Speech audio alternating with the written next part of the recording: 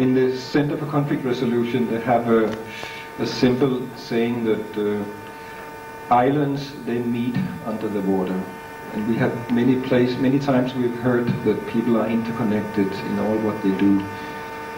And two speakers here, Inga Tegens and Jean-Claude Bourdichon, in my impression of them, they also believe in that we are interconnected. So it's a great pleasure to welcome them here.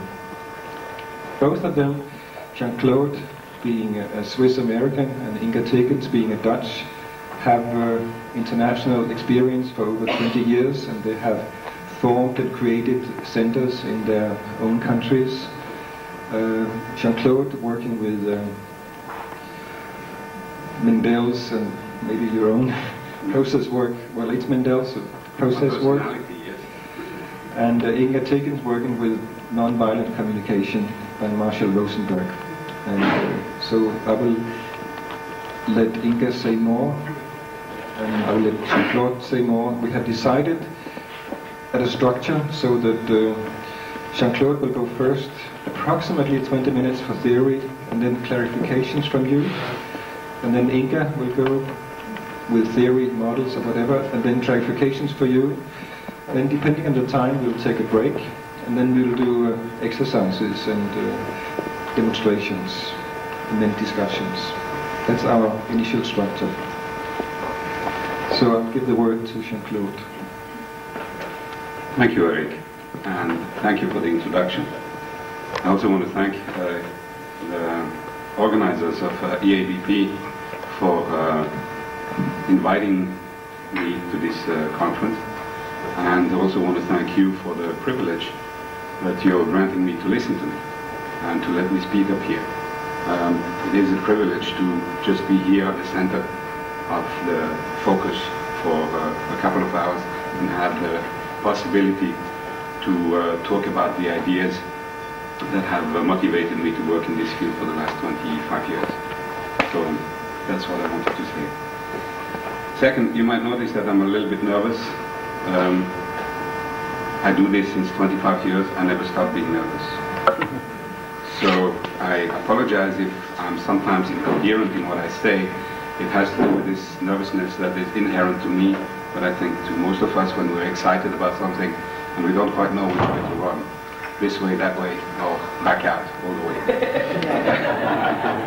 And that's internal. I feel it in my body. I feel it also in a slight tremor in my voice, but also in my arm, which I can't attribute to coffee. I only had one.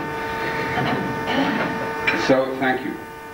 Also, we're talking about conflict and conflict resolution, and we are, the world, I think, and we all know it, is in a situation that for part of the world is common, and for another part, mostly ours, is completely new, which is to be faced with violence amidst a place where we don't expect it to happen.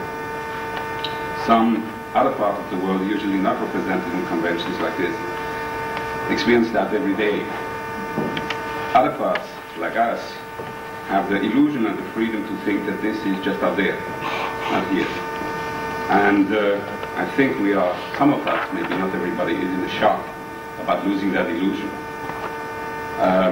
It's like I said, it might be not everybody, but some of us are, at least I am. Even though I could not say that I was surprised, but I was still shocked. I'm going to present the process work point of view, or the process work concept on conflict resolution that I use in dealing with conflicts when we're working with conflicts. And that concept is called world work, meaning that we are trying to address issues that are connected with the world also, not only just individual, but because every individual is part of the world, so it's world. But we're trying to say that when you're resolving conflict, you're resolving something more than your personal conflict. You're contributing something to the world. The model of world work, first let me check. Does everybody hear me, or is better? Okay, thank you. I was starting to think. Back. I was backing out, yes. The point of view of world work is drawn from process work, which is a concept of working with individuals and couples and families and groups that is based on awareness. In other words, that you work with an individual and it's not you who brings the solution, it's the individual's awareness that's going to make the difference around the conflicts or the issues that he or she is in. You do that with teams, you do that with families, you do the same thing with groups, communities, organizations.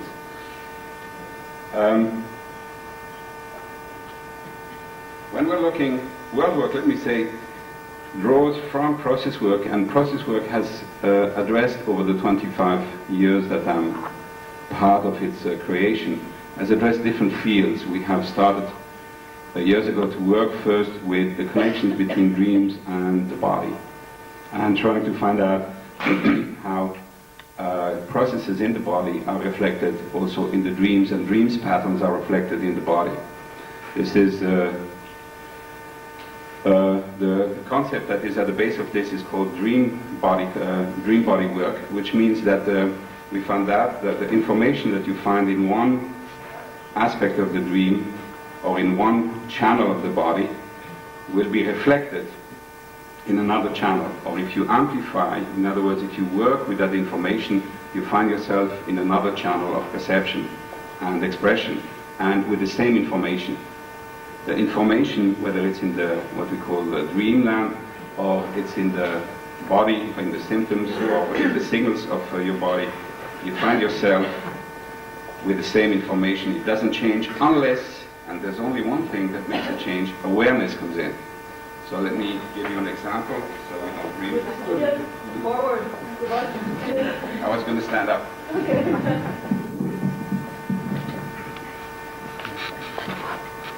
So, when you're working with an individual, and you're working at finding out, for example, if a person, let me give a simple example, a person says, I really hate myself. I really, really can't stand myself.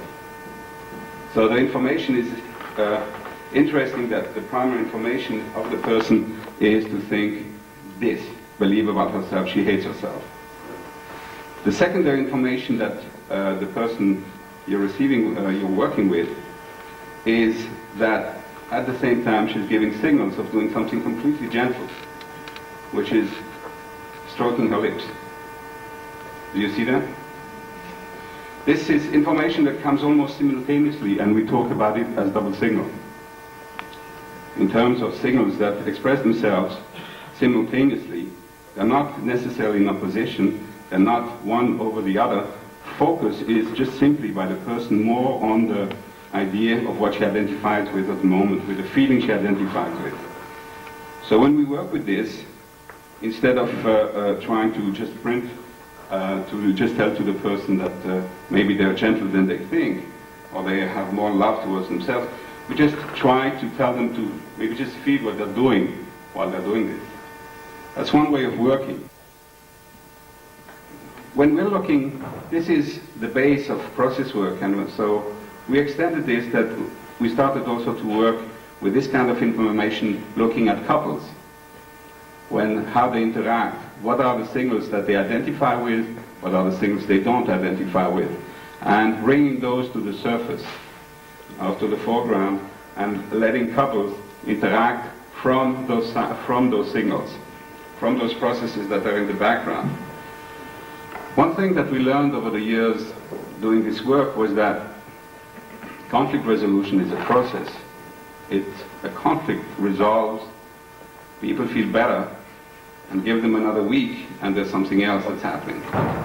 There's something else that's trying to come up in between. So conflict resolution is always something like a moment in awareness, a moment in time of awareness, let's say it like that. We draw, when we work with the concept of world work,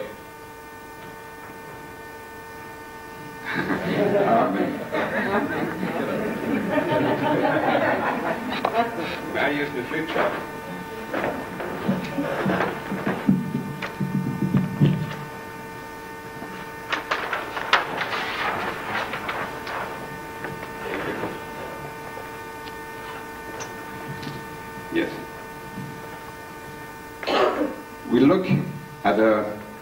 when we look and search to work with conflict resolution, we look whether it's a person or a group or a collective or an organization or a couple, we look at something that we call the field.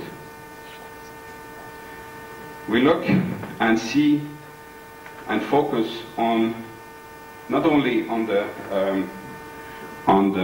individual, we're focusing on the information that is floating around the individual at the same time.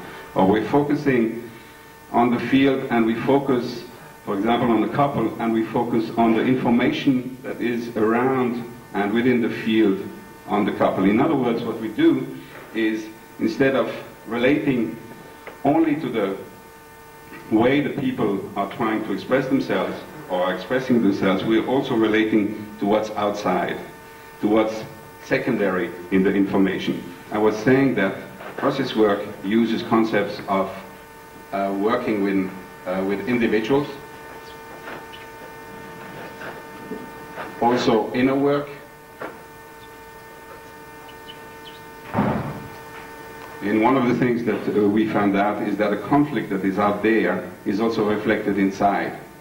The conflict is not just a polarization. You can find out all the parts that are out there also inside you. So inner work allows you also to, in other words, when there is a conflict, we say inner work allows you not to just let the conflict out there. You can resolve it already internally. There's a lot of conflicts that you can change the look of by addressing it on an inner level.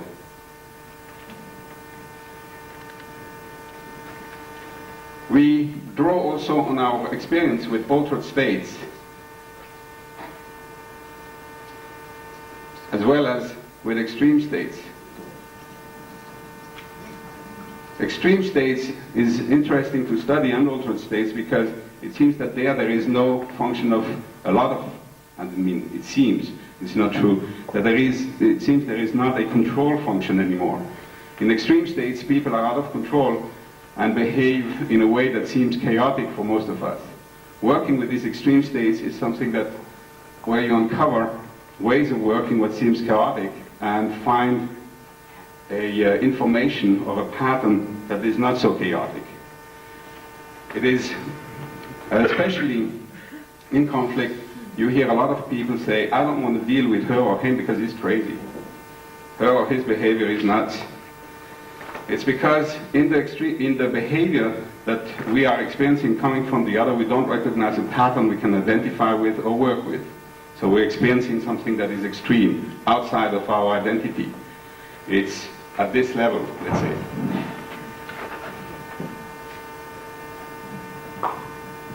We draw also from a point of view, or from a theory of Taoism. In other words, a basic attitude that we learned by working with individuals is that instead of trying to change a situation, we focus, or a person, we focus on what is, and welcome what is, and work from there. That's an attitude, or it's an attitude of not trying to go for the change, but trying to see what is inhibiting and what is trying to go for the change, and bring interaction between both, and welcoming the result. I'll give you an example. If you're constantly trying to tell to a child he should change, is not good enough, we all know here as therapists, this is not going to work. If you're constantly telling to somebody that he has a potential, he's just not realizing it, what do you think is going to happen? The person is going to turn against herself and against you after a while for trying to get there.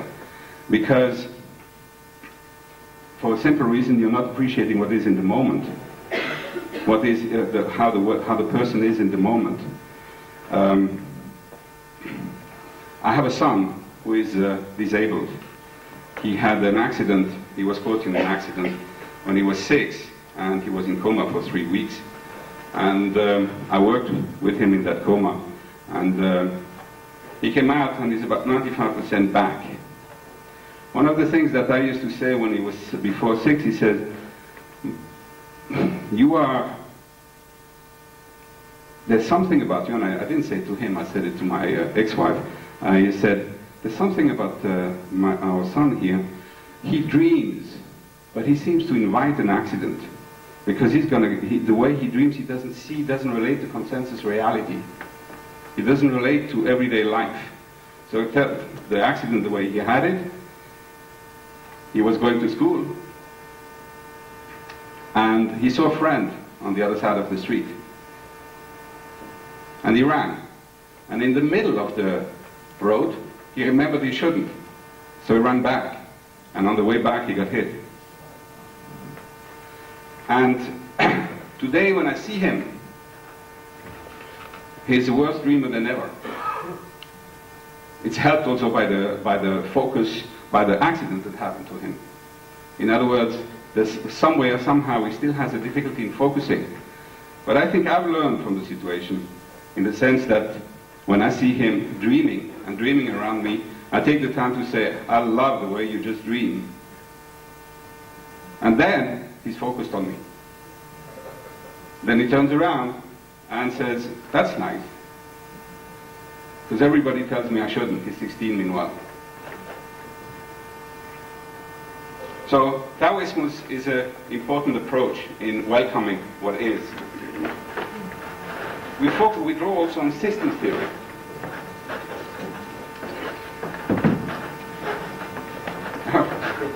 To prevent me from going down there. Thank you. That's probably necessary.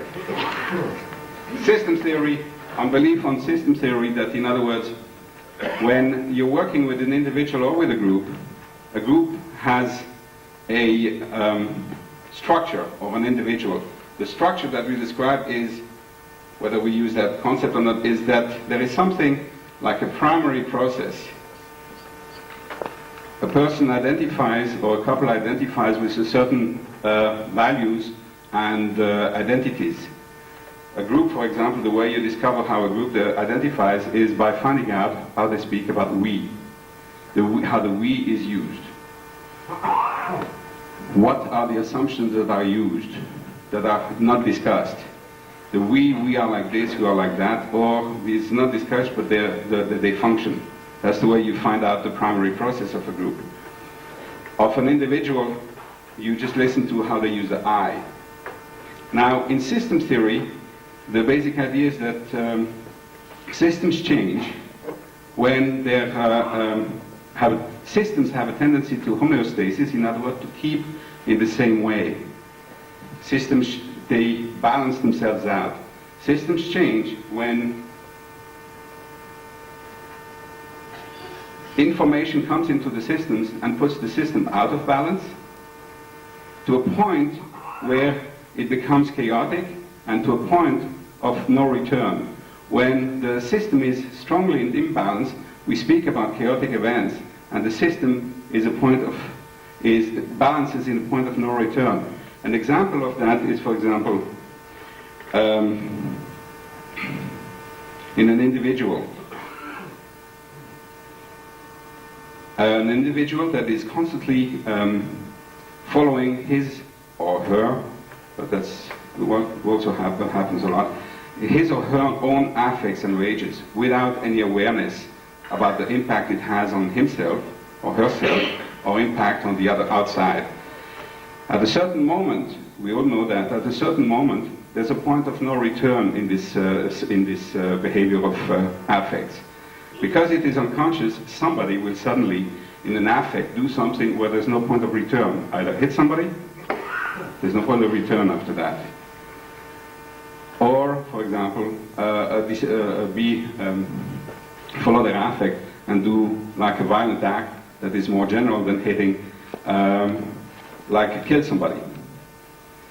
You have often people who talk about that say, after the experience of that, they said, it wasn't me who did it. It was something in me that did it. If you're working with criminals, or if you're working with people who are accused of being criminals, then you hear this, something did it in me, I was out of control. Their affect did it. So we work with that concept of looking at how a person, or how a group, or how a family in conflict is, or an organization or a team in conflict, at which level of their interaction they are at. And we bring awareness to that too.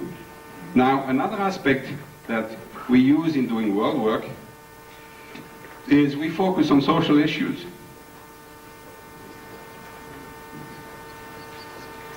Social issues affect our personal relationships and affect on everyday reality much more than we think. Social issues are issues like privilege. When you're looking at privilege, you're looking also at issues of oppression.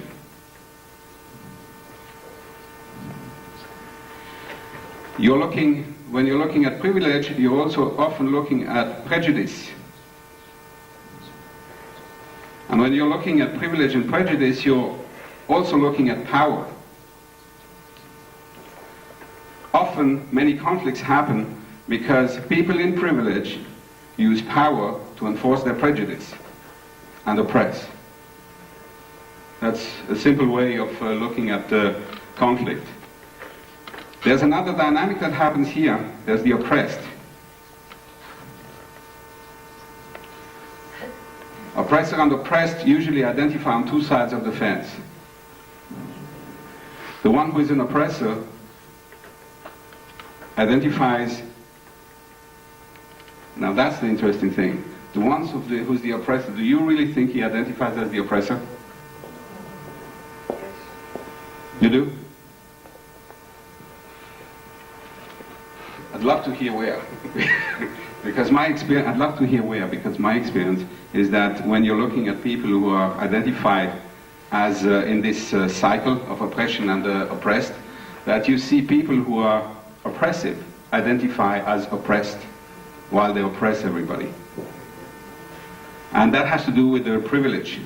Not because the connection with privilege is, if you're not aware that you have privileges, that's already oppressive to everybody in your environment. Sure. Go to the airport, in the newspaper stand, and where there's not much space, and look at how men read the newspaper. Want to see it? Yeah. There's not much space, right?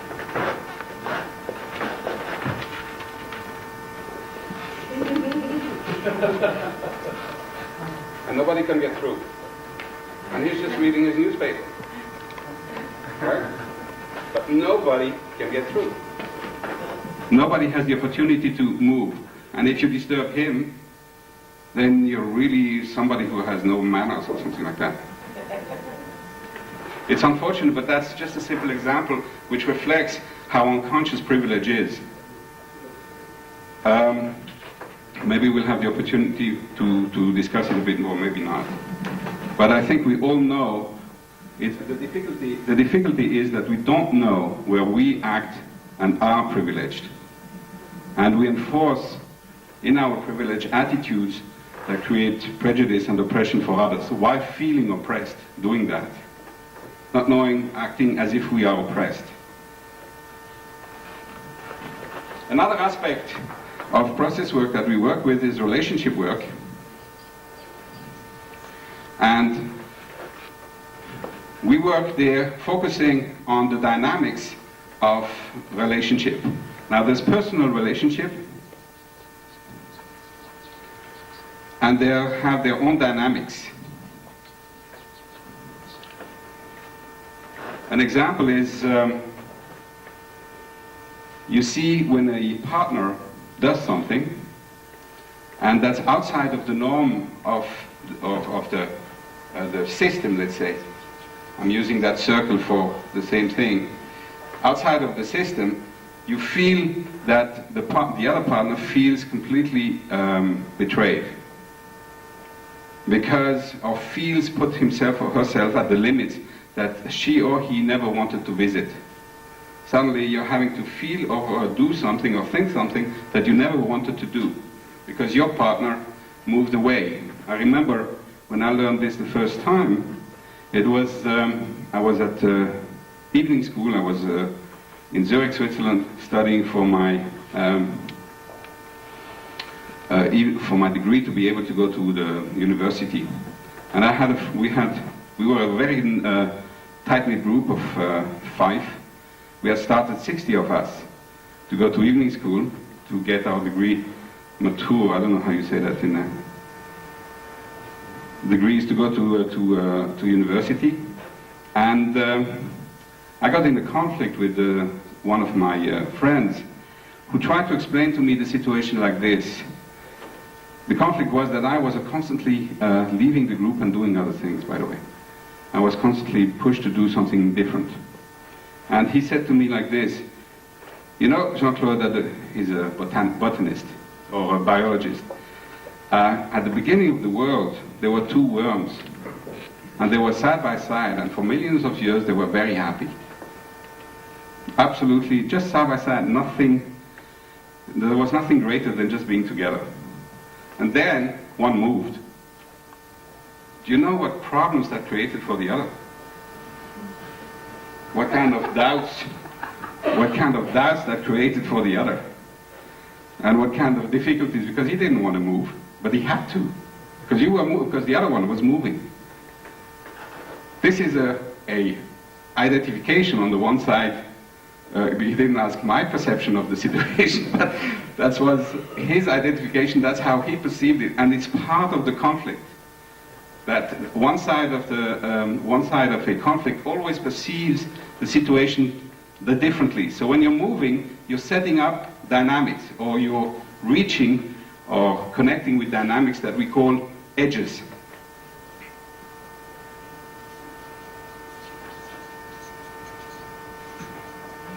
Edges are belief systems that organize our behavior. We identify as doing this. In other words, he identifies as not moving, and movement as something that is outside, beyond my personality, or beyond what I usually identify with. So, when we're working, we're looking at how the edges are being connected to in relationship. When you're working with 2 people, you're having a dynamic that we call a double-edge dynamic, and that's important for work, because if, for example, as a facilitator, I help only one person to go over their edge, then the other person will hate me forever if I don't help them to complete the other side. That's one of the reasons that personal therapy was attacked by family therapists and by people in families, because they felt that one person was growing while the rest of the community, the rest of the family or the partner wasn't, and there was a separation happening. So helping both sides in entering the conflict is, to resolve the conflict, is important. In personal dynamics, you have something, in personal relationships, you have something that comes in that most of us have heard about, more difficult to relate to, which is dual roles, multiple roles, and as a subcategory, dual relationships, because of dual roles. So these affect their personal relationship. For example, I'm using personal example, it's, I hope you don't mind, it's the simplest thing for me at the moment. For example, issues of partners. My wife and I, we love each other, okay? Second thing, we're man-woman. Now you look at my size, my wife is about, who's the smallest of you all? Well, like that. The man-woman relationship comes in action at the moment of a conflict.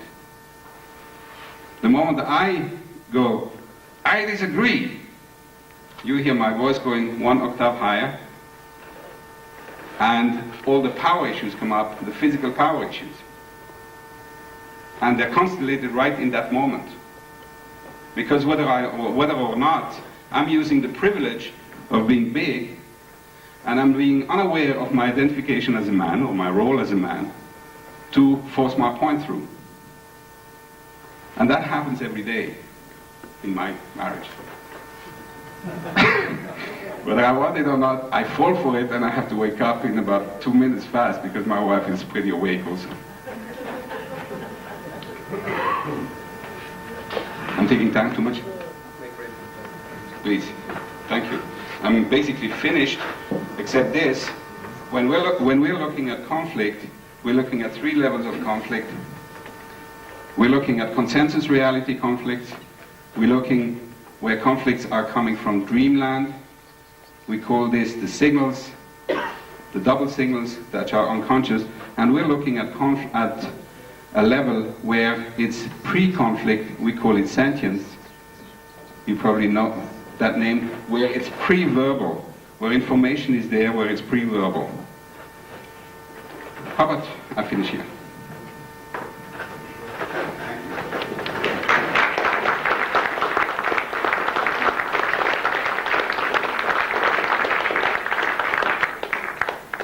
So please, after this introduction, take time with your neighbor, turn around and take a couple of minutes to figure out what was this about and what kind of clarifying questions do you have before we go on to Inga Tegens.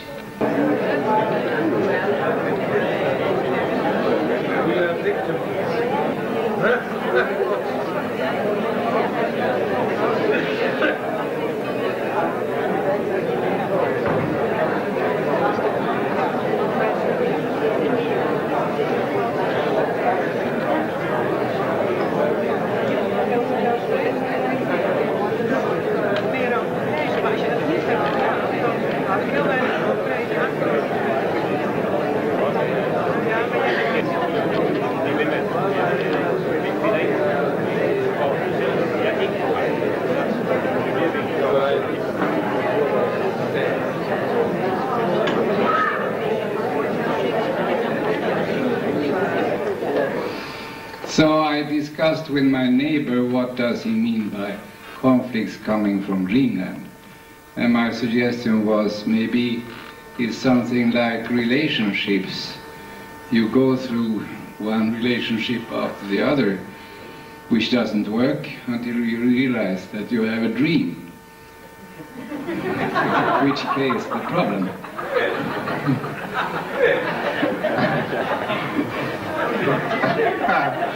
I like that. Well, it wasn't what I was thinking about, but I like the idea. The question is obvious. Was that what you meant? No.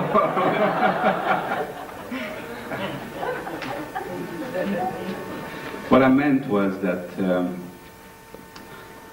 conflicts, when you're looking at conflicts, you're realizing that what you see is the polarizations of opinions, polarizations of or polarities of something that at the base has a similar source. We all come basically from the same source. Even genetics confirm that.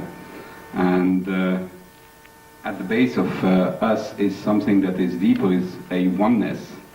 And already in dreamland, that oneness is separate. It starts there. When you have that oneness is at the base of us is something that it's pre-verbal, but it's something that you basically intuit or feel. You feel a sameness. You feel it you feel a base that carries us all. And when we go back to this base, it's beyond transcendental. It goes back to this base, we find an information or a feeling or a impulse that carries us all, but it carries us all in different directions. It carries us all in different polarities. And you see that first already in the double signals. In other words, both sides, what I said at the beginning, the one who says, I hate myself, that's part of that's me, let's say, and also the one who is playing with her lips, that's also, that gentleness is also me. But they're polarized. And when you're looking at conflict, you see that behind conflict is an attempt at creating community again. People who are starting a conflict with you tend to want it because they want way more contact with you than what you grant them or what they grant themselves or what's possible. There's a huge attempt at community even in our world as we are in conflict. Even people who are throwing bombs afterwards say it's because I'm never seen, never accepted, never received, or something like that. It's not beautiful what is happening, it's not right, it's not condonable, but it's an attempt. It doesn't mean the attempt is good, but it's there. So our nature is trying to bring us together. And the first time it does that also unconsciously, but the first time the polarities appears in dreamland. That's where the first conflicts appear. And you listen to your dreams, or you look at your double singles, and you see the conflicts. They're there. So, next.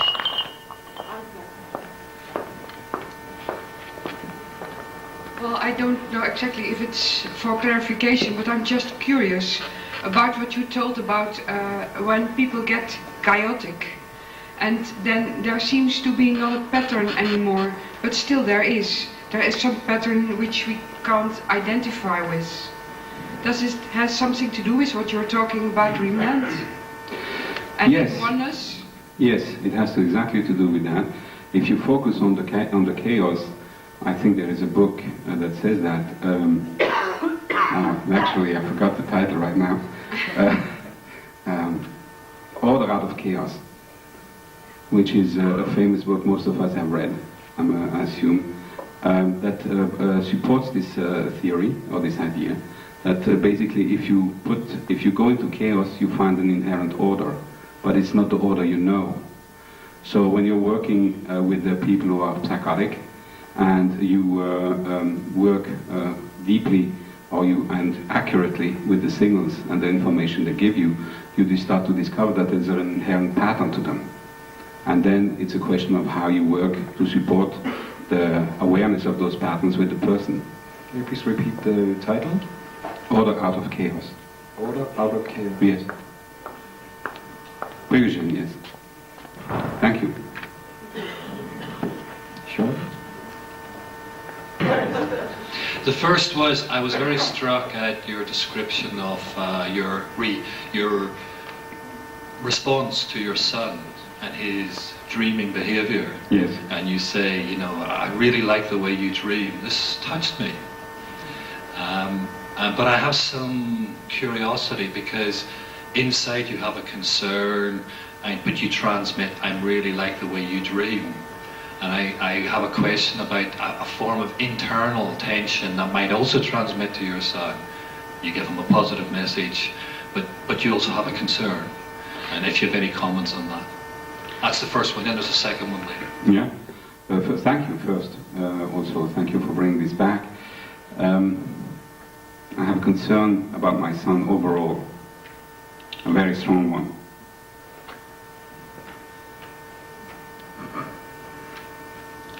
I'm sorry to be emotional, I don't want to, but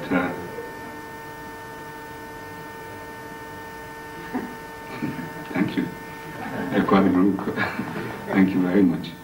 I have a deep concern for him and for his life, his future, in an environment that is only competitive.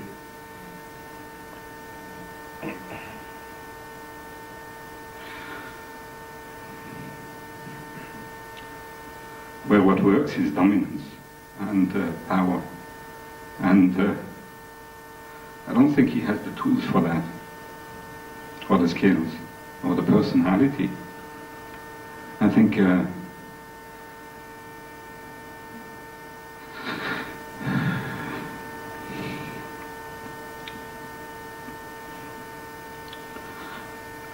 I'm going to try to speak as I cry, so please excuse me. I think I was a dreamer myself all my life.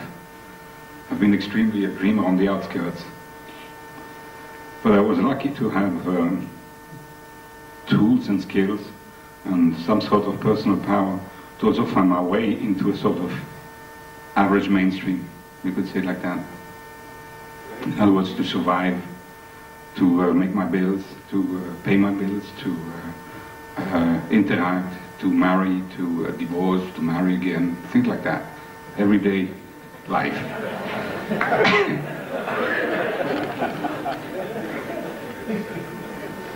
I'm not sure that my son will have the same opportunities, just because of his, he has certain mental disablement that doesn't make him able to function like everybody else.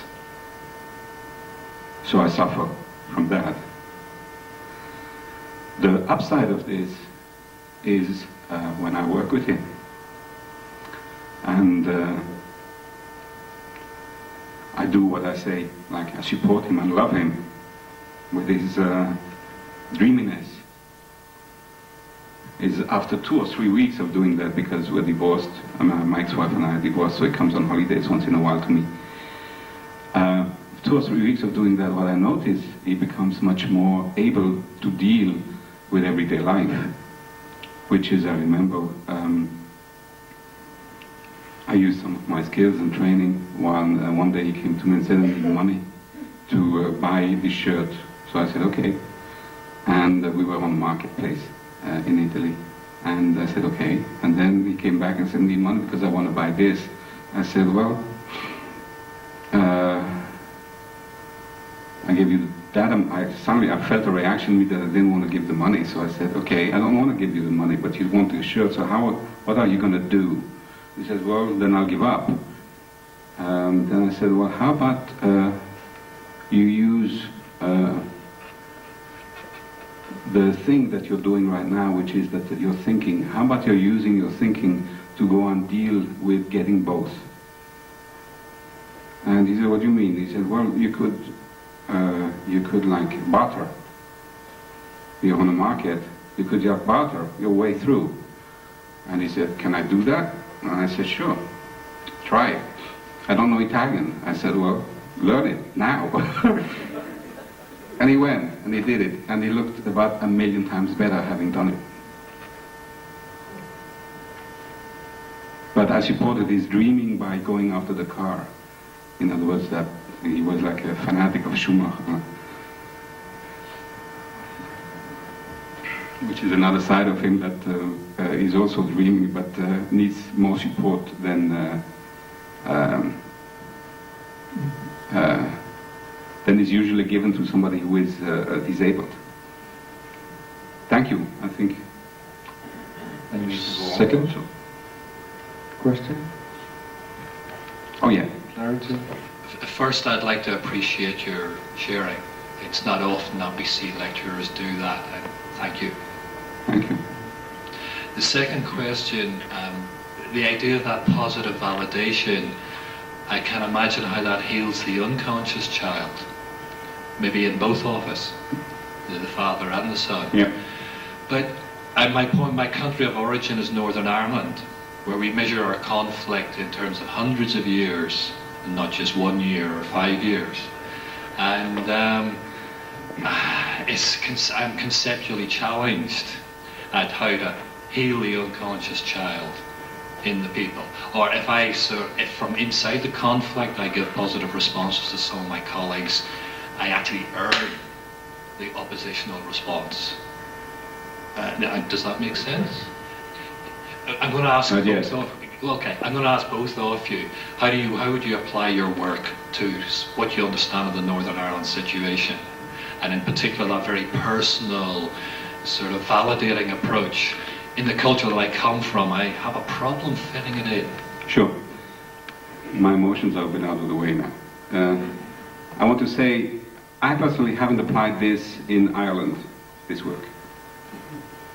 I have colleagues who have. And they have worked with conflicts between, in large groups, between Protestant and Catholics, and where people voiced their past about being, let's say, aggressive, and also potentially terrorists. And the situation naturally erupted between the polarized people. And the personal aspect that came in through was when at information that was appearing in relationship between the people at the body level was brought in. In other words, when people realized that they were so angry they were going to have a heart attack, when they spoke about their heart attack personally, then the situation changed between the group, both sides. But that is something that came up only by being willing to be at the moment of chaos. That's not something I recommend personally. The moment of chaos is always scary. I just want to stop here, like I said. Thank you. Okay. I think we're ready to go on and have Inga Tijdens take over. Thank you, Jean-Claude.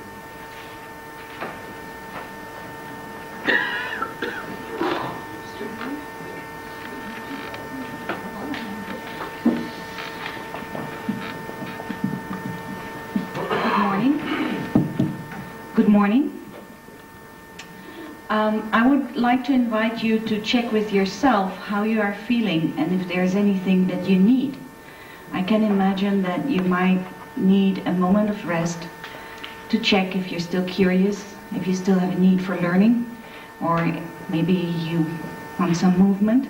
So I would like to give you 1 minute to see for yourself how you feel, what you need. And do that.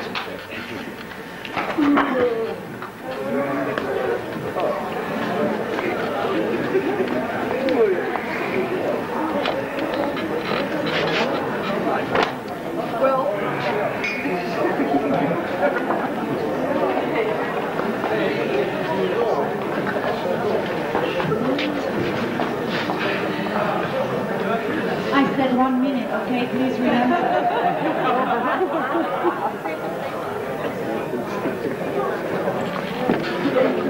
Okay. I have mixed feelings because there's so much that I would like to share with you, though the time won't allow me to share everything that I'm able to share about nonviolent communication. I have made a handout which is in the box over there. So in the break you could take a handout if you're interested in it. And I will try to stick to a nonviolent communication directly related to conflict.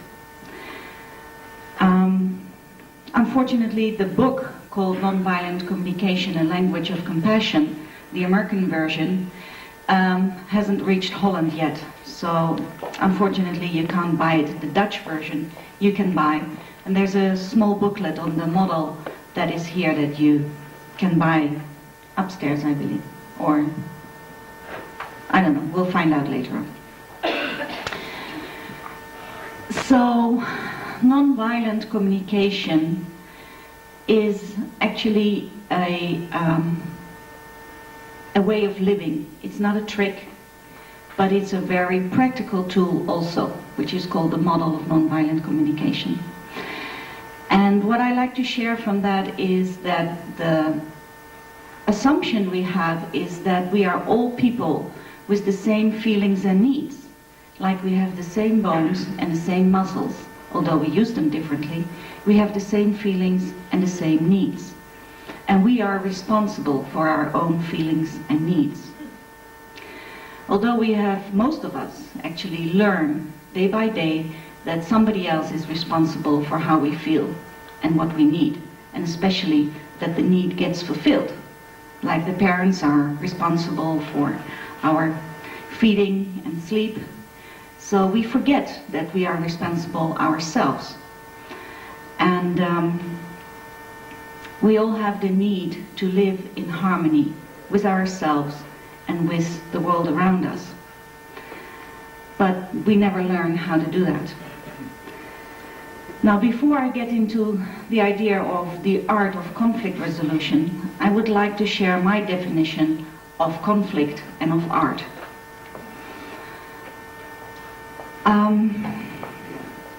The art I see is the power we have to keep moving. Everything in this world is moving constantly. We won't exist if we weren't moving all the time. But somehow we forget how to move. Maybe we move physically, but we don't move emotionally or mentally. And that's exactly where the conflict starts. The moment we stop moving, we create a conflict.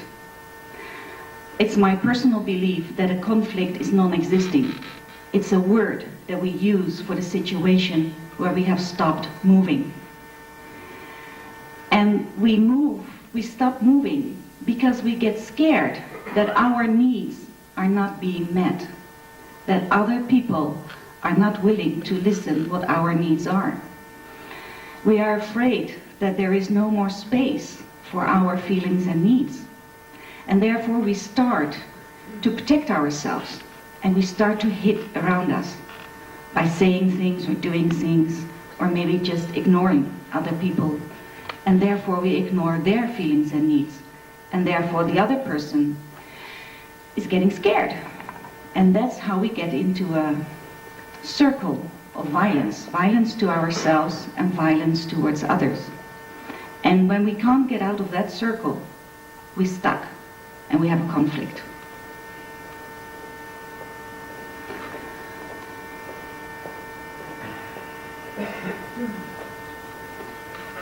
So how can we get out of a stuck situation? Now, I go back to nonviolent communication.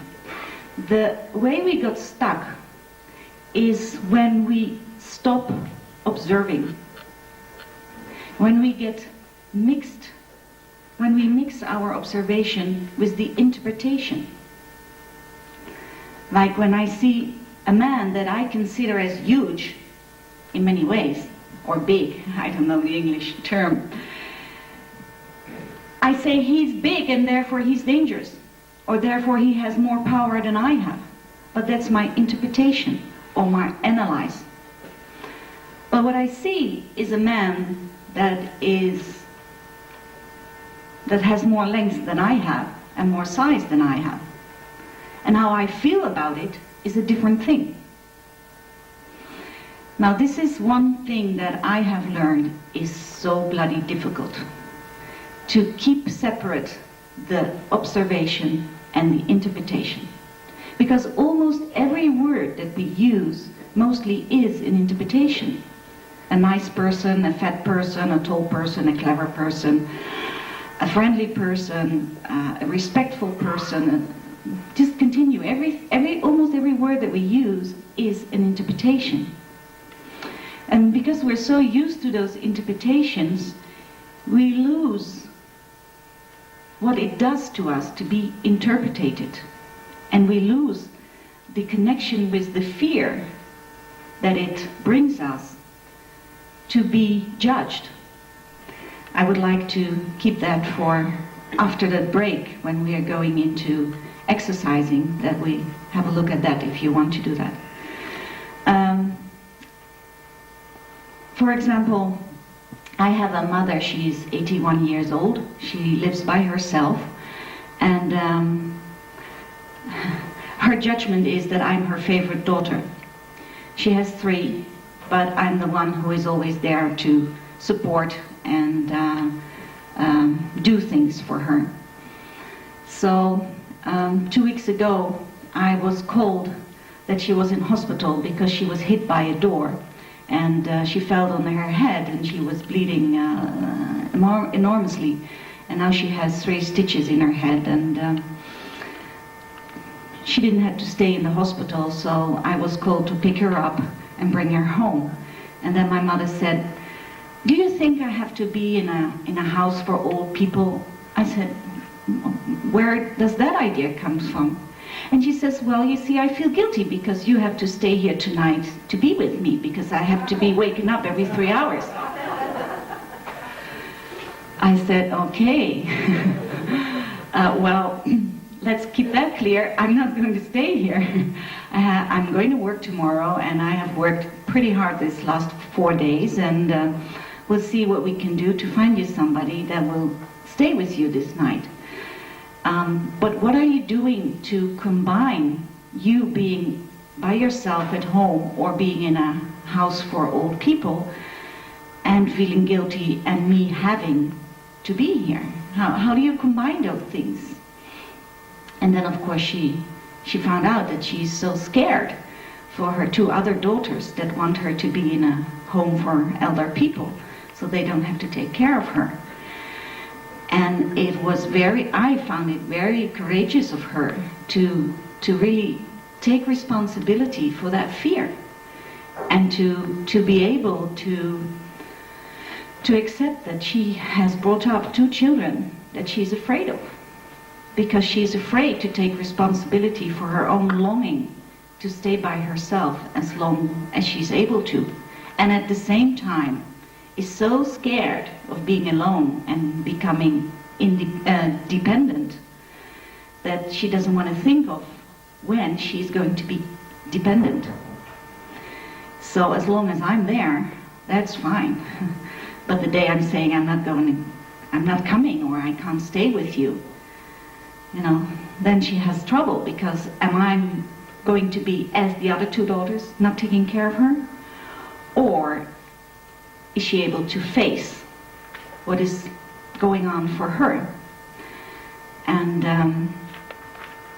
she doesn't know yet. And I don't know either. Because I want to stay responsible for my own feelings and needs, and keep clear where I want to take care of her out of my need for taking care, and where it starts to be a responsibility or a have to, or my mother will die if I don't do it. How can I handle her death if it's my fault? And I want to stay out of that. But how to do that, I'm not sure yet. Was that clear for you? Okay. So we keep things alive, the conflict that is within us, because we are so scared to face the pain that's underneath the judgment. Because every judgment is just an alarm bell to make us clear that there is an unfulfilled need, or that we are not aware of the feeling that we are having. For example, if I say that my sisters are so egoistic people because they don't take care of my mother, then actually, if I'm really clear to myself what this judgment is saying, it says, I'm so sad and I feel so alone, so lonely, because I need support. I feel incapable of taking care of my mother alone, and I need the support of others. And I have a need for wholeness, the wholeness of my family, and I would like to share this care with the 2 sisters that I have. And when I'm able to find out what is behind this judgment that I have, I come to inner peace with myself, because I acknowledge myself. I acknowledge my feelings and my needs. And I'm able to take responsibility for that. And I'm also able to fulfill my own need and to handle my own feelings. And then there's also space to look at the feelings and needs of my sisters, and to see that they are human beings like I am, but that they want to fulfill their needs in a different way. They have their concern about my mother as well, but they handle it in a different way. And we have such a wonderful conflict already for, I guess, about 6 years now. I haven't seen them for 4 years, because I finally decided that I wanted to be treated as a human being, so I wanted to be called by my name, and I wanted to be said hello and goodbye at coming and going. So I asked my mother about 4 or 5 years ago, I said, are you willing to ask the family if they are willing to call me by my name and to say hello and goodbye when they come and go? In the meantime, they don't have to address to me. I can handle being there without being there, but I would like some recognition for being alive and present. And my mother said, no. I said, Why not? I was really shocked. And she says, I don't want to choose sides. And I was really surprised. How can you choose sides when you talk about normal politeness? And in those days I wasn't able to express that, so I said, okay, but there's a consequence to it. If you don't ask that, then I won't be here if they are there. So we got stuck, because I was unable to see my mother's feelings and needs. I was unable to see the feelings and needs of my sisters and their husbands and their children's. And I was unable to acknowledge my own feelings and needs. So we got into this wonderful situation where I have this wonderful relationship with my mother. She has a relationship with the rest of the family. And I am non-existing.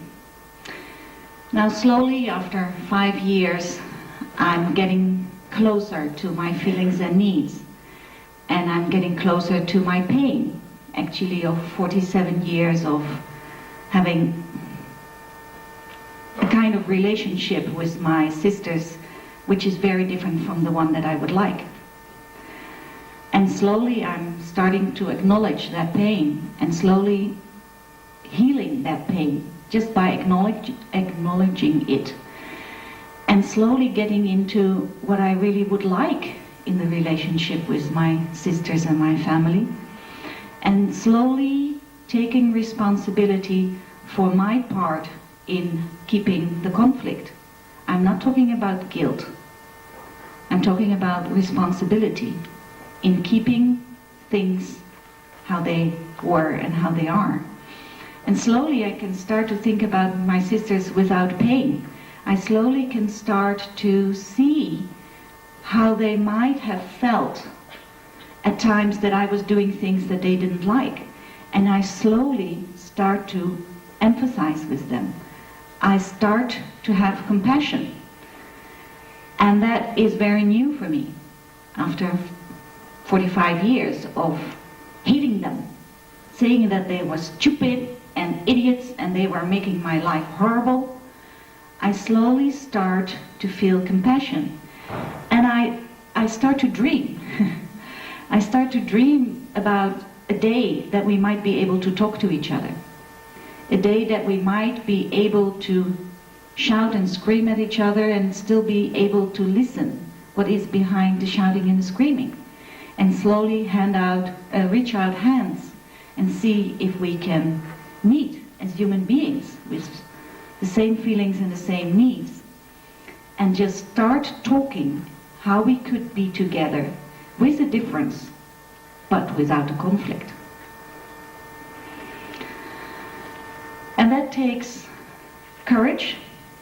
That takes the courage to be vulnerable, to allow yourself to see what you are feeling, to acknowledge that feeling, and to see what is the need behind that. And that is actually where I would like to stop for now. I could keep going on forever because this non-violent communication has helped me to get that clarity on what feelings and needs are. That helps me daily to be alert and aware of what the difference is between observation and interpretation, and how I create my own judgments, how I judge the whole world around myself, how the judgments around myself, about myself, are preventing me from being myself. And the fourth part of the model has 4 elements, which is the observation, feelings, needs, and the last one is the, now I forgot the English word. Verzoek. Request, of course, request.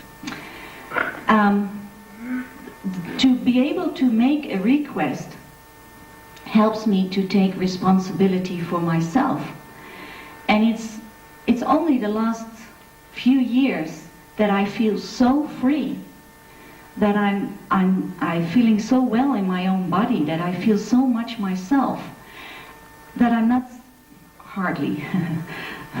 that I'm hardly scared of judgments of other people or myself, that I'm able to request to others what I really would like to happen in my life, that my life dramatically has changed.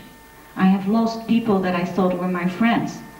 I have found people that became friends. I even found a man that I would like to share my life with, which wasn't before that because they were all too stupid and not emotionally developed. Excuse me.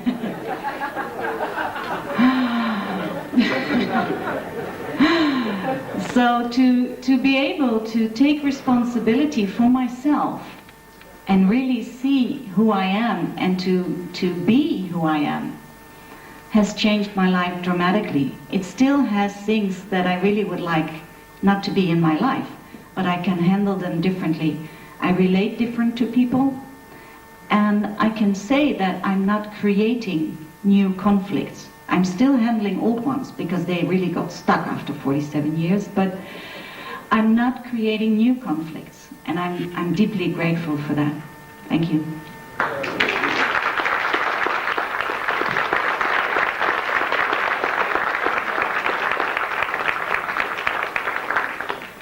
So again, please take a couple of minutes to turn to your neighbors and clarify what you just heard. So we have clarifying questions after that.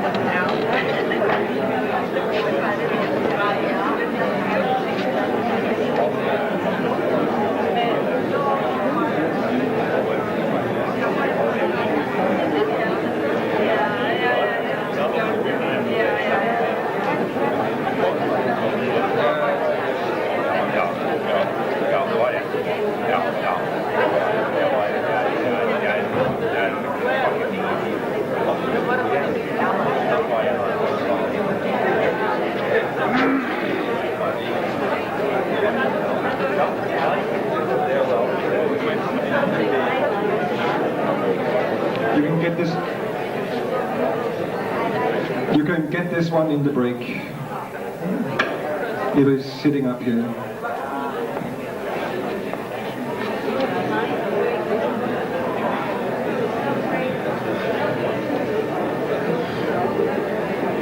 Ready for clarifying questions? Oh, comments? We have first gentleman up here. We have Michael as number 2 and Courtney, please. Can you both give us some examples about who you work with and what happens? The kind of groups of people you have to do with. I'm missing a bit of what you actually do and with whom. Okay. The nonviolent communication is a worldwide network, and we work in 35 countries on 5 continents of the world. I personally have worked in Europe and Asia. I have worked with, how do you say that? People that support in the war in Sri Lanka, especially in a home where they take care of children that have lost everything, especially their faith in life. And we have mainly worked on what is compassion. How can you feel compassion for a person who is so desperate that he just wants to be violent because that's the only thing he has seen in his life during 15 years or something. In Holland, I train nonviolent communication just as a model, as a way of living, to all kind of people. And I work individually with people who got stuck in a conflict or in their work or in life in general. I work in organizations where there is a conflict or a change, where people are scared of the change. And the results... Now, how can I stay away from being proud of the result without getting into a judgment?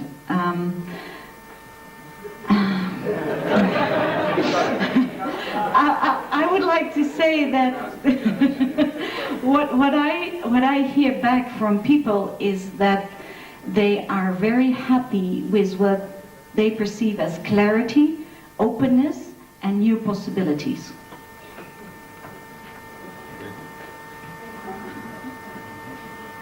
Before I immigrated to America, I used to have a practice in Zurich, Switzerland, and I used to be the supervisor for 5 years of the social services of the Justice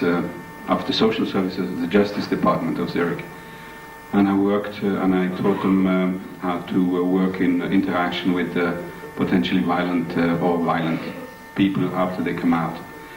I also, when I went to Los Angeles, I lived in Los Angeles for 5 years, and I studied violence. I worked with gang kids, large gangs. I organized one of the first seminars that we do with 200 or 300 people in Compton. Those of you who know Los Angeles know that, for example, the revolt that happened in 1991 in Los Angeles, where people took to the streets, happened in the south central Los Angeles. Compton was the place where the 1967 revolt happened. Compton was it was at the time in '67 completely black. When we did the seminar there, it was mixed race, and we were invited not to do it because it would support too much tension. In fact, most white people there, we said we shouldn't do it because it was too dangerous. The reality of it was that it was and never was received so friendly. I worked as also lastly I worked in Macedonia, just about 6 months before the troubles erupted in Macedonia. I worked there with the IRC, the International Rescue Committee, with the whole staff on issues that appeared and that erupted about 6 months later. The issues that were the Albanians feeling not taken care of, not heard, not listened to, not part of consensus, and the fear of wars, and all those issues that were there. For example, one of the main issues was that people didn't want to talk about this because they didn't want the war to happen. They didn't want to create a war just by talking about it. I also I'm currently working with teachers in Zurich, Switzerland, with a group of teachers on dealing with acts of violence of students, how their personal relationship to violence also helps in creating and amplifying the cycle of violence, how their own prejudices contribute to the violence, because it contributes to just ignoring what is happening. I think that's enough. Okay? Thank you. Okay. Yeah. When Jean-Claude was holding his lecture, I was sitting behind two people who had their heads close to one another. And I started getting frustrated because I couldn't see, and I was going like this, and I was going like this.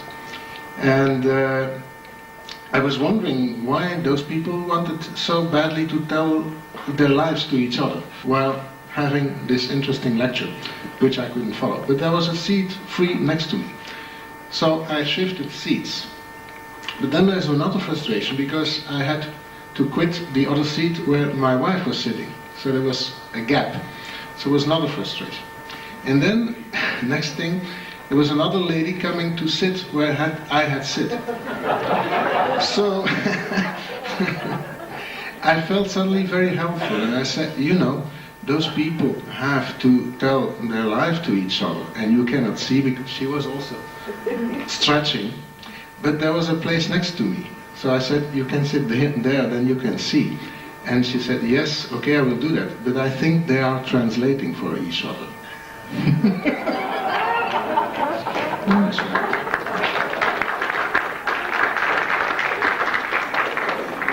Thank you for sharing. And I would like to comment on that, because what you were talking about was an internal conflict. You have two different needs which you can't fulfill at the same time. And that might be so, but if you keep moving, even to other chairs, somebody else might be helpful to create some compassion for you. Well, right over here, I have a nice place in front.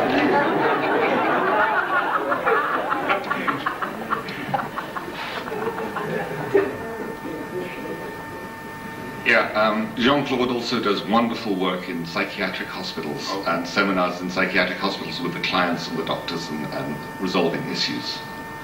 So you forgot to mention that.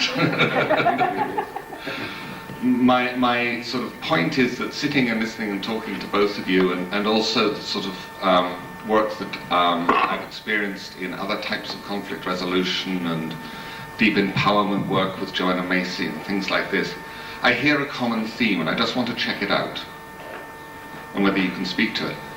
It's like somehow in the conflict situation, the only way through, and I'm not sure about that only, but this is what I'm hearing, and I just need to check this out, that the only way through is to get to a point at which we are totally authentic, where we are expressing our pain, or our despair, or our deep feelings, and that they are being heard by the other side. And then the conflict changes. I just want to check that out. I would call this, what you're saying, a first step. Because then the other person needs the same. I didn't say ending. Yeah, it is absolutely one of the ideas of conflict resolution is to know where you're at, so that you can really bring it in and speak about it. And knowing your feelings. And knowing your feelings is one condition to know where you're at and to express them. Thank you. I would say that the shift comes the moment you allow yourself to be yourself. Because the moment you allow yourself to be yourself, even if you have no clarity what your feelings are or what your needs are, you can be authentic, as you say. That allows yourself to take the space that you need.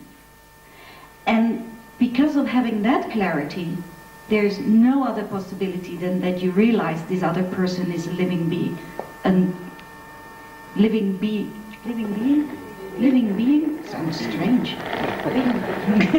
A human being, that's much better. A human being as you are. And because of you recognizing yourself in the other and the other in yourself, that's where unity starts. And that's where the shift comes. My granddaughter called me from Washington, close to Pentagon, yesterday and said, "Abba, I'm so frightened that we all are disappearing into the black hole." And she's 7, and I would like that we just take a little bit of time just to sing some thoughts, because you're in your programmation of peace and traumas, and I would just like to do that. If you could do that with us, because that would be practice in reality. You do.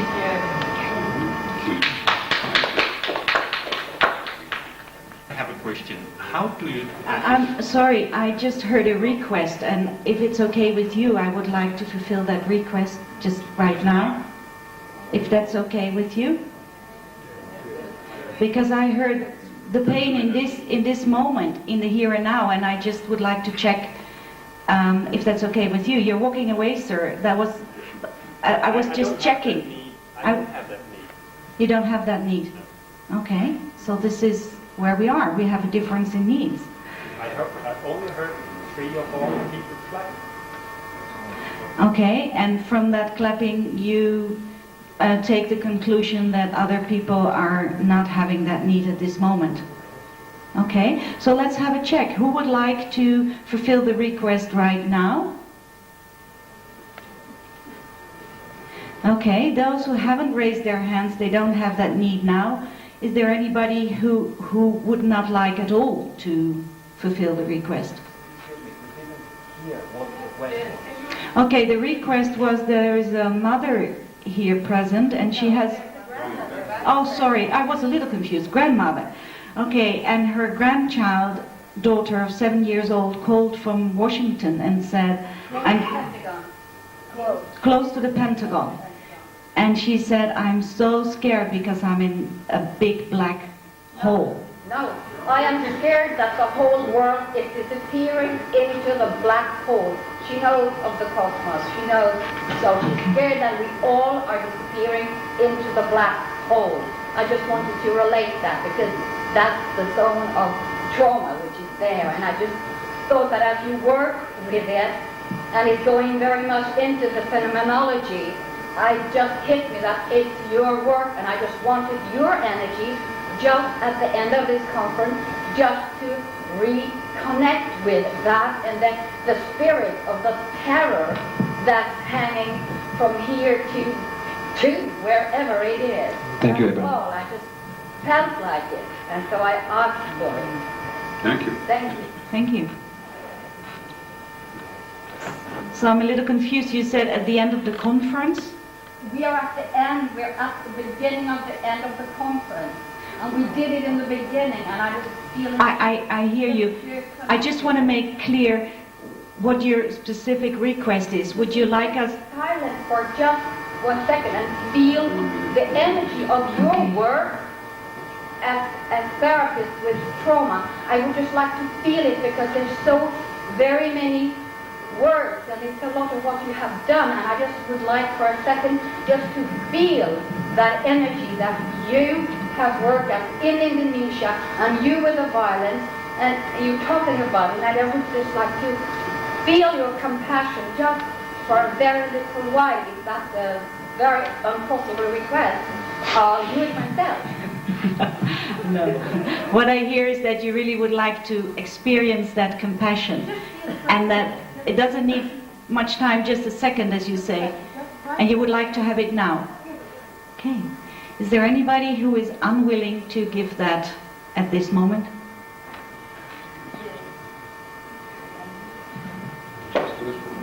So let's, everybody in his own way, give compassion to what's going on in the world, and to yourself and to everybody else.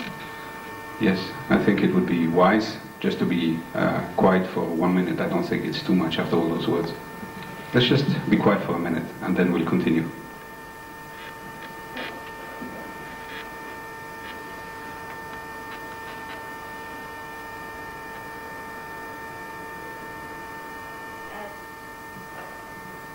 I would like to add to that, because we have these beautiful sunflowers here that represent for me light.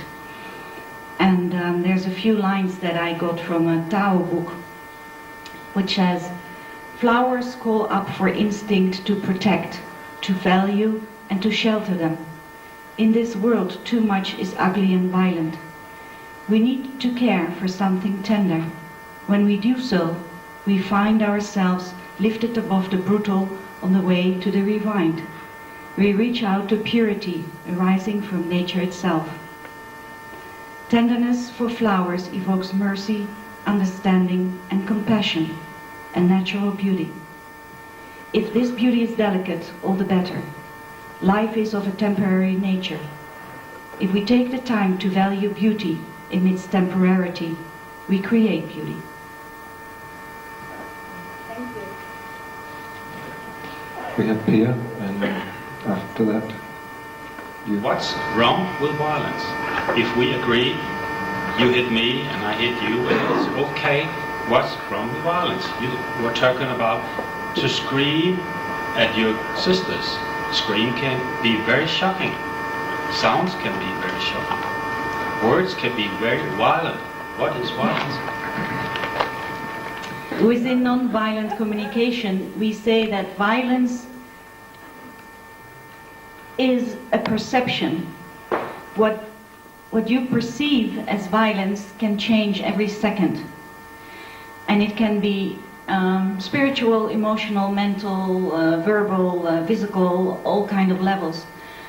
When you take space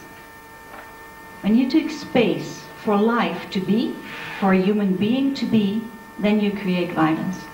You can do that on purpose, that's violently meant. You can do it without any purpose, but the other person can interpret it as violence. But if there is no space for life, whether that's a human being or otherwise life, that is our definition for violence. And we do that because we think in right and wrong. And that's how we take that space for life to be. Is that enough for you at this moment? Okay. My question is about that evil happens in life and violence happens, and we have to take the good posture against it, a good fight on the power and the things you said, and it impresses me. But there is a moment that I have to admit that evil happens, and that I have to give it out of my hands into other hands. Is devil, violence, aggression in the world? And is there a possibility that we are able to handle it, or even maybe to get rid of it? Well, I get scared when I think of the non-boundaries of being non-violent. I am searching daily to go beyond my own boundaries and to find myself in something that I don't have a word for, which is boundlessness. And that is new territory for me, and it scares me. And I only know that as long as I am willing to allow myself to be there and to be scared, I am able to live non-violently and to have empathy for any sort of violence that I meet, and that scares me every time I meet it. That's where I am at this moment. Jean-Claude, do you want to say something about this before we take the break? Thank you. Yeah, I'd like to say two things. First, to answer to the first questions about violence. What is violence? That's or how do you define violence? That's a very interesting question, because there's many various definitions of violence. Loosely said, violence is defined as a pattern of behavior that, and I'm not talking about just physical behavior, but a pattern of behavior that verletzt, hurts, hurts or destroys the boundaries that you have set for yourself. And so if you have certain boundaries about your identity and somebody destroys them verbally, that's already violent. And if you are violent, if you're doing it physically, for example, usually the way it comes in a way that you can't. Violence is defined loosely, like I said, as a pattern of behavior that is also unpredictable and comes in a way that you can't control. In other words, if you get an attack, a verbal attack that has in it patterns that destroy your sense of identity, that's already violent. And again, violence is a subjective perception, but there are also norms out there that that say what is violent at a certain level, and violence that goes beyond it. For example, you have, if you look at it at the consensus reality level, we have now people who are being judged and put in front of juries because their level of use of violence within war goes beyond the norm and the boundaries of what is acceptable violence. So we have a understanding of what acceptable and non-acceptable violence is in certain conflicts. So to go further with the discussion, to come back to your discussion, there is good and there is evil. From a process point of view, and from many, we know that good and evil has been said, and we know that, for example, evil is always the behavior we don't like, that goes and hurts us in some way. It turns back in function to us. It will somewhere, somehow do something to us that is destructive and detrimental to us. From the process point of view, using those concepts of good and evil is a possibility to work with. Another one is to also say there is a pattern out there that looks evil, but we have to find a way to interact with it. Some way, because that's the only solution. Because otherwise we'll just be in a eternal war between good and evil. I just wanted to add that. Thank you. Okay, so now we'll have our coffee break, 20 minutes. In my watch, we can say it's 11 o'clock, so 20 minutes from now. The yellow papers from Inga will be placed up here for you to take. See you in 20 minutes.